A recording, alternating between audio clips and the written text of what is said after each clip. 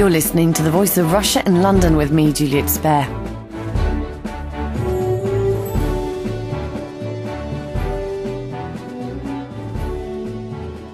It's been known for a long time that an addiction to computer games can be psychologically damaging. But now a British psychotherapist has claimed that an addiction to gaming is more difficult to treat than drugs or alcohol abuse. Joining me for a panel discussion on the serious side of gaming is Stephen Noel-Hill, an addiction psychotherapist who was once addicted to gaming himself. He now runs a Harley Street clinic dedicated to the treatment of teenage addicts. Will Freeman, who's a freelance games journalist and games critic for The Observer. Milo Yiannopolous, founder and editor-in-chief of the Kernel. And Professor Mark Griffiths, chartered psychologist and Professor of Gambling Studies at Nottingham Trent University. I'll start with you first, Will Freeman. What are the best games and why? The games that get the attention, Call of Duty, Grand Theft Auto, the kind of household name brands, are really the equivalent to the top 10 in the charts of pop music. And I think, certainly myself, and I think a lot of people wouldn't think that the top 10 of the pop charts is a decent picture of the kind of diversity of music that's out there. Games from kind of experimental art games that barely have any interaction to either lovely or pretentious genres like interactive poetry through to the big AAA, big budget kind of blockbusters that, you know, can be rather gruesome and sensational. There's a hell of a lot out there, and there's a hell of a lot of different tastes accounted to. You know, I'm one of those rare creatures that spends my time playing games in a real arcade, socialising with real people. Most encouraging, I guess, would be those used to educate and I don't mean edutainment, which is kind of rubbish, but kind of games that are used for engagement. You know, organisations like the Wellcome Trust use games as a way of engaging people with science. You know, the US military currently use games for, physiotherapy and that kind of thing. There's a lot of exciting and interesting ways games can be used, and a lot of disappointing and gruesome way games can be used. The size of the industry and the amount of output there is and the time the industry's been around, there's a lot of games and a lot of good ones and bad ones. That nicely brings me on to you, Milo. You specialise in internet culture. How have you seen this industry grow, and why do you think it has become so massive? Well, it certainly has grown. It's enormous, and to give you an idea of the size in a way that we're readily understandable, it's now bigger than Hollywood, which is quite extraordinary. The amounts of money involved in the creation of some of these games are colossal, and they easily match the budgets of massive Hollywood blockbusters.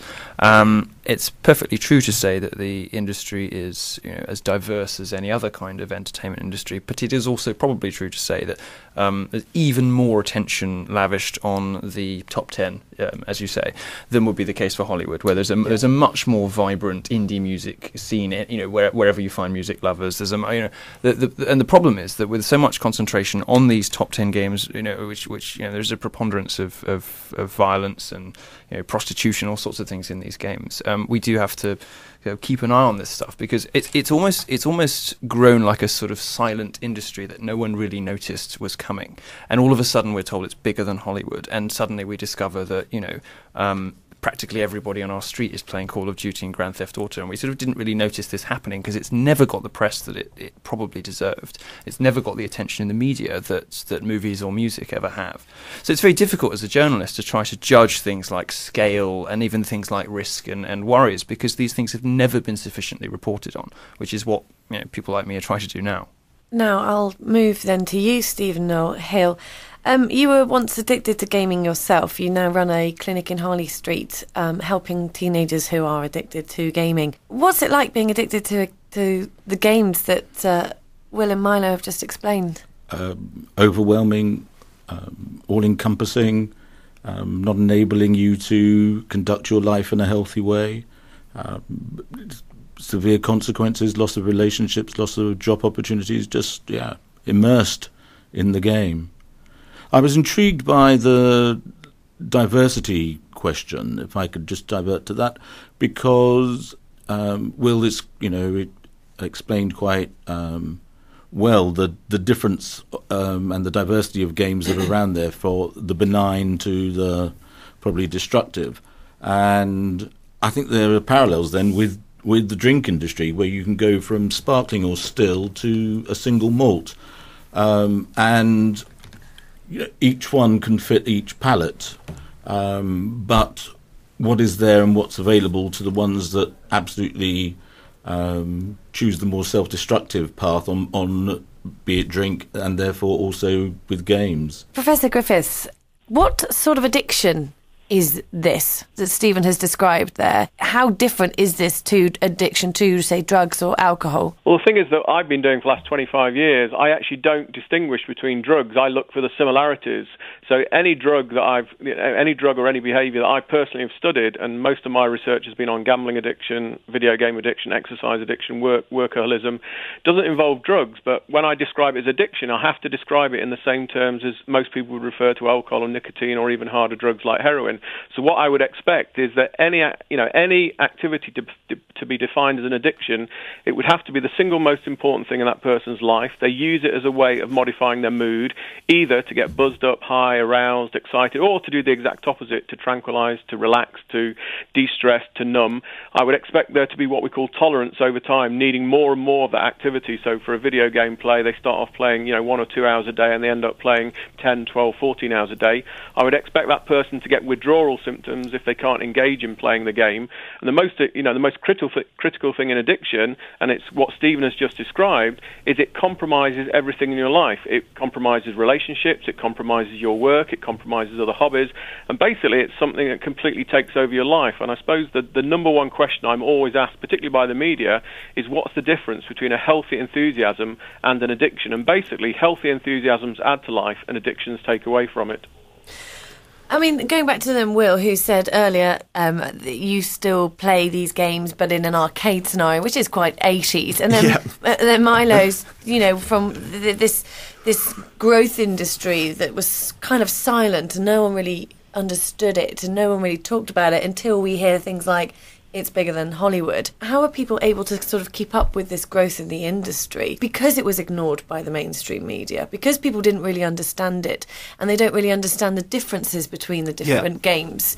This is why there's perhaps been this sudden emergence of problems with addiction. Yeah, I'd say it's because, despite my earlier comments about, the games industry being around a fair while, it is still relative to certainly to literature and music and cinema and television, a fairly youthful industry. So, the public or the kind of shared public conscience has only had so long to understand it. And games, the amount they've changed since the late 70s, which was, I know they existed long before then in kind of an academic way, but that was really the birth of the industry as such. And games have changed an incredible amount, and keeping pace, I think, from the inside of the industry, someone like my position, it's hard enough to keep up with everything going on, especially, and the diversification is, I admit, a recent trend. Kind of Milo mentioned about, is everybody playing these indie games? I think 3 or 4 years ago that certainly almost nobody was. They are becoming a huge part of the industry. Things like Candy Crush Saga. I'm wrong there. That's not an indie game anymore. But a lot of the small mobile games that you see everyone playing on the tube, there is, the diversification is starting to happen, but keeping up with it feels near impossible. I don't quite see that as an argument for sort of this glorious diversity of the games industry. I mean, it is very young, and it's particularly young because we have to understand the rise of it in the context of the consumer technology that has brought it into people's back pockets. The rise of the iPhone, which wasn't around a decade ago. Yeah. And as far as I can see, there are really, two primary sorts of games, and very few players fall outside those categories. You've got the sort of fiendishly addictive, repetitive games like Tetris and Angry Birds, which sound, enormously trivial, but there are addiction centres in Korea, that are focused solely on people who have Angry Birds addictions, because these games are furiously A/B tested to work out, what the stickiest configuration possible is to make people repeat and repeat and repeat. And then you have these sort of massively immersive alternative worlds, whether they're played online, like World of Warcraft, or whether you can play them at home, whether you have the option, you're playing at home, sort of more like a console game that you'd be used to sort of a teenager playing, which now grown men are playing too, which is mystifying to me. But you have these sort of two basic sorts of game, and neither of them are really indie games because both of them make millions of dollars. And outside of that, there's not very much. But the rise of that sort of smaller, more sort of repetitive game has really been enabled by the rise of consumer technology, sort of us all having smartphones in our back pockets, because grown-ups don't carry Game Boys, but grown-ups do have iPhones, and now they have iPhones. They can play these sort of these very carefully honed and tested repetitive games in their back pocket when they're on a tube and whatnot. And these things sometimes spiral out of control. I mean, Stephen? I'm also intrigued by the difference between console games and online games. And I used to be of the belief that the console games were more benign. They had a finite life. Once somebody had played them, they can pretty much chuck them away, or they'd achieved the levels. And that the more pernicious part of gaming was the online and that community feeling. But now, since the console games have now developed and have become so much more, Well, they've specifically become endless, haven't they? Yeah. They've become like World of Warcraft in that you can continue to play them forever, Yeah, which that's- wasn't previously the that's case. I mean, you're the certainly- expert here, right? Can you tell us what is World of Warcraft? So World of Warcraft is an MMO, or an MMORPG, which stands for Massively Multiplayer Online Role-Playing Game, and a basic description of it is it's a fantasy world where you as a player have your own individual character, and there are typically many, many thousands of other characters that are all another human somewhere else in the world playing in the same game world at the same time. And it was initially the kind of giant of online gaming, and it certainly has a reputation for sucking people in, and the level of escapism it offers some people is powerful. And I guess the parallel, and it's something Milo's already brought up really, but there used to be a point where as you made a game, the day you finished, it was finished and it went to the player. Now, games can be constantly updated over the internet. Even if a player's bought a game on a disc and pops it in their console, that console is connected to the internet, so new levels can be added, new things can be added, and thus a game potentially never ends. And that is, World of Warcraft was kind of the first, not the first, but the high-profile case that introduced that kind of thing. Professor Griffiths, then, this separate universe that you can be involved in, and this addiction to a lifestyle where you don't necessarily need to enter the real world, and you can have this community surrounding you that you don't even have to interact with. It's a very one-way process. I've been studying video game addiction going right back to even Donkey Kong and Tetris, and like those very, like you said, was saying, those very simply addictive games. I mean, addictions rely on rewards. You cannot become addicted to something unless you're being constantly rewarded and constantly reinforced. Now, whether it's Candy Crush or whether it's an MMO, what you find in both those games is the games are constantly rewarded. People are constantly rewarded for playing. There's a kind of, when you just fail to do something, the only way you can get rid of that kind of what I call cognitive regret and cognitive frustration is to play the game again. And that's why games like Angry Birds and Candy Crush are so addictive, is that, the feelings that people get, it's a kind of more irritating and frustrating feeling that you've got to play again. And of course, when you win and you achieve whatever you want to achieve, that is reinforcing itself. So it doesn't matter whether you lose or winning, it's actually still rewarding, because, to get rid of the frustrations, you have to play again. And when you've won, you play again as well. And that happens in offline games as well as online games. But I suppose, from my perspective, I started studying online addiction since 1995. And what the internet does for those that have those kind of vulnerabilities and susceptibilities, the online, being online actually facilitates and enhances those kind of weaknesses that people have. And now, of course, what we've got is lots of games where people are what is called grinding, having to go through repetitive, actions for hours and hours, and you're doing it in part of a team. So if you don't do it, there are kind of social sanctions that happen as well, and that keeps people in the game. And of course, when people are logging off because they've been on for 5 or 6 hours, they get this feeling like, I don't know what's going on if I log off. And, that urge to log on again and be part of that community is also very rewarding as well. So whether it's the simple little Candy Crush or Tetris type games, which I believe still can be very addictive to some people, they are very structurally different from the MMOs and the role-playing games. But what the commonality between them is that people are constantly getting rewarded for being in that situation. I'm saying where there are rewards, that for a small minority of people can lead to a genuine addiction. But as Milo mentioned earlier, these games are programmed to do this. The levels of research going in to match I suspect, the brain pattern that fills you with joy with those rewards.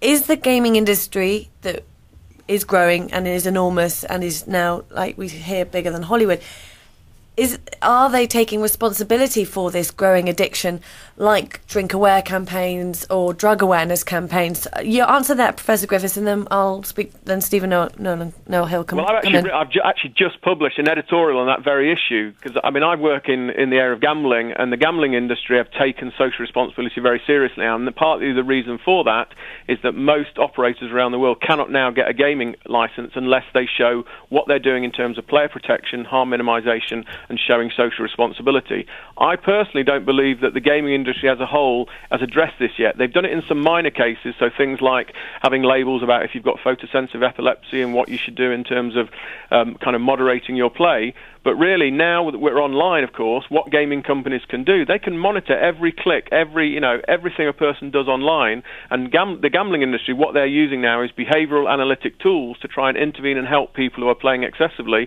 And the gaming industry could potentially do that as well. So your answer, is the industry doing enough at the moment? The answer is no. And if you ask the industry, do you believe in the concept of video game addiction? Most of the industry will say there is no scientific evidence to show that people can become addicted to our games. Well, I would say that's rubbish now. There are close to 100 empirical scientific studies around the world in different contexts that have shown a small but significant minority do seem to become addicted to the games that they produce, and in that sense they have a social responsibility. Stephen, then? I could not endorse anything more than what I just heard. I mean, you can go into the pub and you'll have there'll be alcohol-aware campaigns. Alcohol itself even cigarettes all come with a warning. The gambling industry, GamCare, GamAware, a whole part of the industry, and at no point has the gaming industry, even in terms of limiting time, even if time is, as Mark said, it's probably the reward estimation, and time maybe not the addictive part of it, but there should be time limitations. As Dr. Wood says, they have the awareness. They know what we're up to. They know how people are playing these games, and there should be some form of limitation that they can impose.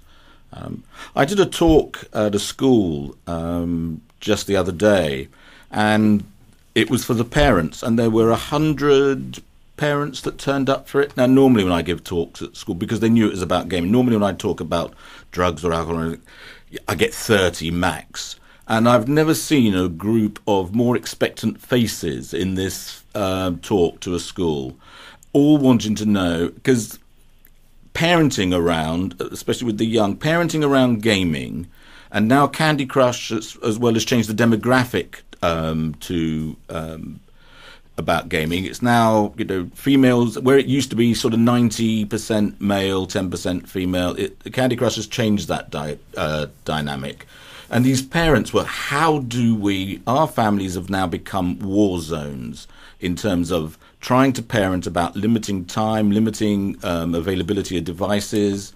It's become a force that's in the home that is changing the dynamic of the family. Is this an issue for parents in as much as that, yes, the games are age limited, but if they've got a sibling in a house that is of the age, then the youngsters are going to get, they're going to be seeing Call of Duty and watching their brother playing it. So, yeah.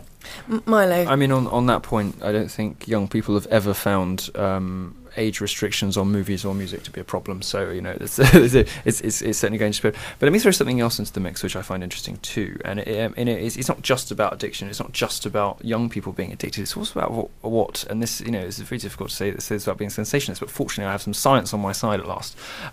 It's also about what games can do to you as a person, to your personality, to your character.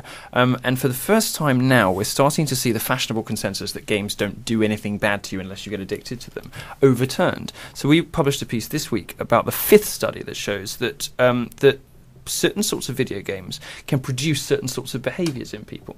Now, there aren't any studies to show that long-term exposure to Call of Duty can turn you into a Unabomber. But there are studies that show that people's empathy is affected when they play violent games. There are studies that show that if people are put into certain situations, that their behaviour changes if they play certain sorts of games. And what this sort of boils down to in a trivial way is that violent games do have a depressing effect on your empathy, and nice games tend to make you more generous. It sounds absurd, but they've done studies where, for example, they sort of subject people to games. They allowed people to enjoy enjoy themselves in a variety of video games. And then when they thought the test was over, said, would you mind just helping me out with trivial task X? And the generosity of the people who'd been playing those sort of what you might call friendly, cartoony games went up, and the generosity of people who had been shooting aliens and raping prostitutes went down. So, you know, as I say, there's no evidence yet to show that this is a long-term effect. If somebody plays Call of Duty for 5 years, that they're going to become a violent person. We don't know that yet, but there is now evidence that at a bare minimum, there are short-term cognitive effects on character from playing certain sorts of video games, and that's a whole other set of problems, you know, that goes together with addiction. Yes, Professor Griffiths. Yeah, I mean, you're right. There are now, 100+ studies showing in the short term video games can have lots of effects, both positive and negative. The problem with all of those, they're what we call cross-sectional snapshot pieces of research that we don't know. What we really don't know is whether the effects do actually have a long-lasting effect, but those short-term effects certainly do seem to be there in terms of both pro-social behaviour and antisocial behaviour. The problem is, of course, is that what everybody wants is evidence from longitudinal studies, but of course nobody is really going to put in hundreds of millions of pounds to study big cohorts longitudinally over many, many years. That's why we've got all of these short-term cross-sectional snapshot pieces of research, because that's all we can, nobody's going to give you funding to do more than, say, 6 or 12 months research out there.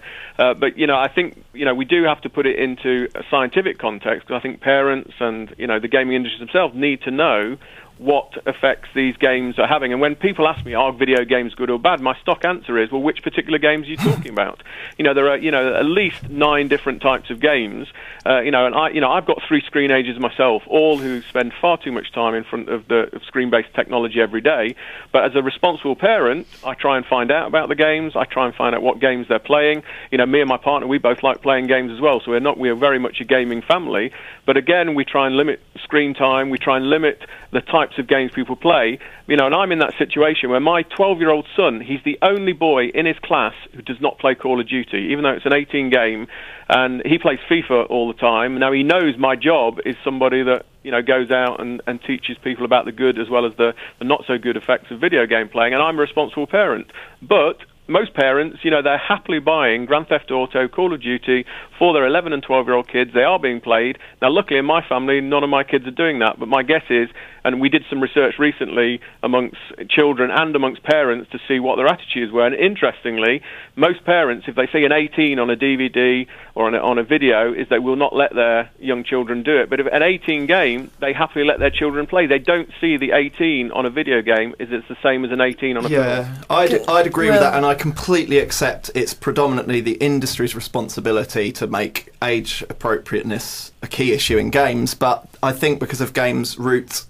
in emerging from kind of being a toy for young people originally or early on, there's this problem that parents do see games as, oh, I know it says 18, but it's just a computer game, and there are some kind of brutal, unpleasant games out there.